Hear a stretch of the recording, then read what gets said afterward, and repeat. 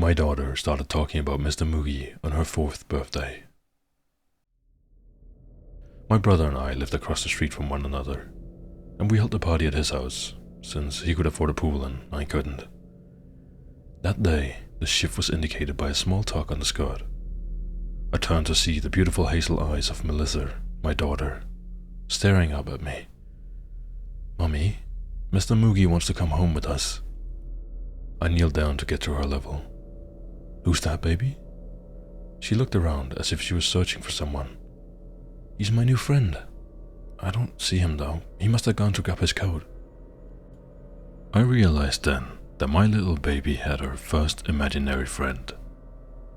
I nodded enthusiastically. "Of course he can. Mr. Moogie is more than welcome in our home whenever he wants." I thought nothing of Mr. Moogie, really, although things around the house were strange after that, and a lot of it had to do with Mr. Moogie.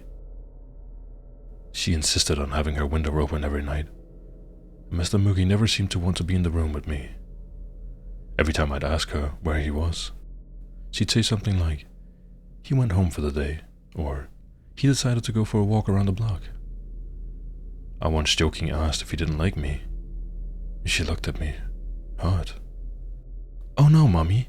Mr. Moogie loves you. A whole bunch. He just gets shy." This went on for a year. The only problem was, the more time went on, the more immersed she became in Mr. Moogie. She changed a lot of parts of her personality, which she said was something Moogie wanted for her.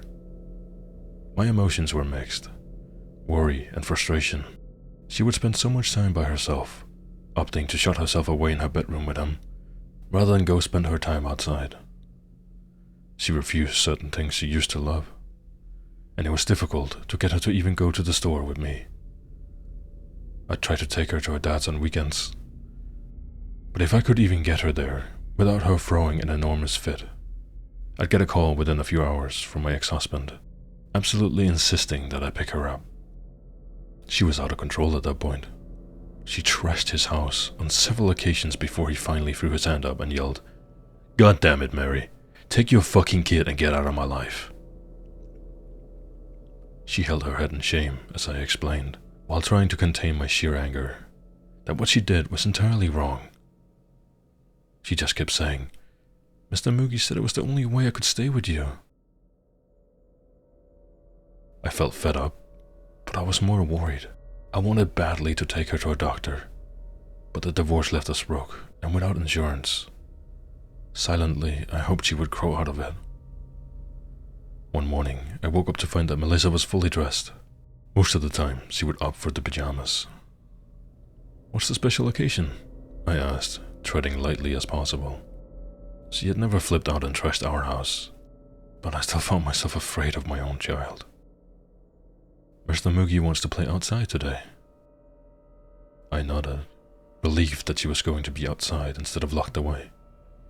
I decided that I'd do the dishes so I could stay inside and still watch her playing in the yard.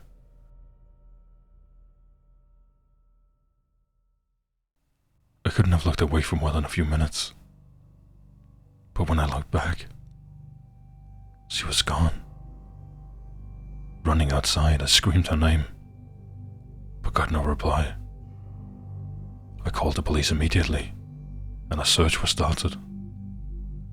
Every hour that passed, I prayed to a God that I didn't even fully believe in.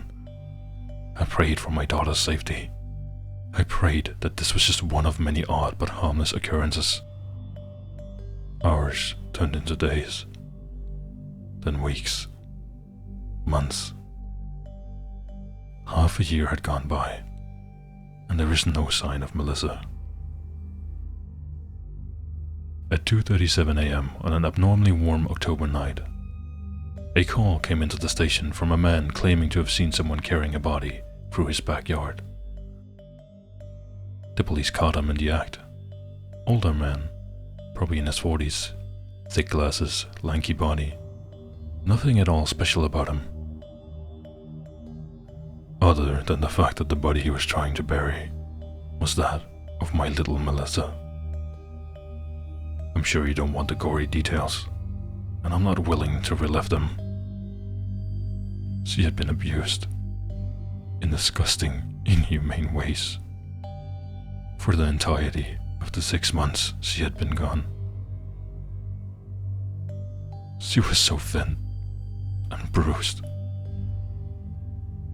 She was barely recognizable.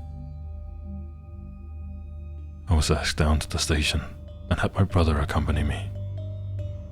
They wanted to see if I could recognize the guy.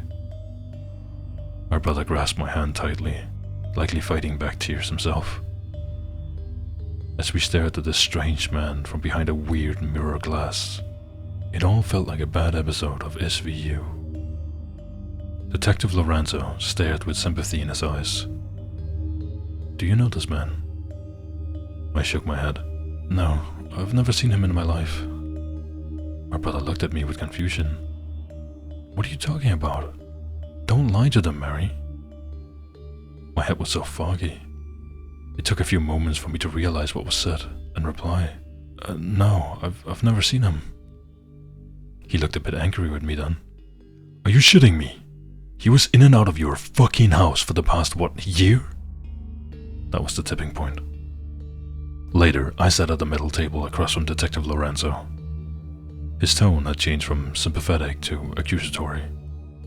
"How do you know Thomas Mooney?" He pushed a photo of the man that killed my daughter across the table. I shook my head, almost too bewildered to speak. "I don't know that man." He stood quickly, slamming his hands on the table. Yeah, this definitely seemed like a bad episode of SVU.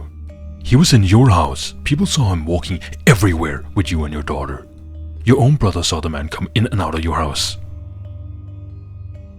I think that's when I made the connection.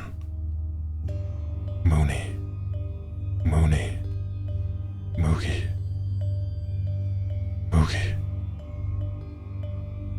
There was no way. Mr. Moogie was imaginary. It was not possible that a man could have avoided me, been in my home with my child for a year. Yet the evidence was there. The neighborhood watch had surveillance cameras installed a few years before we moved in. The footage showed Thomas Mooney, a man I never met until I saw him in that interrogation room, crawling through the windows of my home. Mostly Melissa's bedroom window. Hell, he even came and went through the front door several times. They asked a few people around the community if they ever saw him. Most of them nodded solemnly. They all assumed that he was a relative or a family friend. He'd always follow at a distance, and I never thought to look over my shoulder. I never saw him. I never fucking saw him. Not once.